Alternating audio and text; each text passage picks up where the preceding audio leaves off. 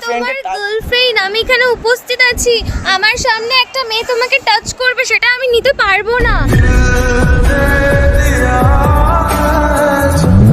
আর যদি এখন অন্য কেউ, তোমার কোনো ফ্রেন্ড আমাকে টাচ করে, তুমি নিতে পারবে সেটা না তো? সেরকম আমিও পারবো না।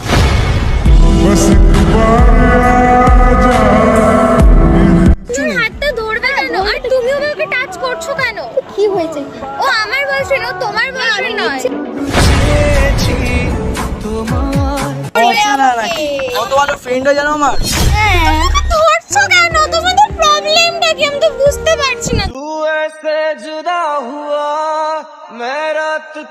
এই তুমি চলে যাও, দেখো ও হচ্ছে আমার friend।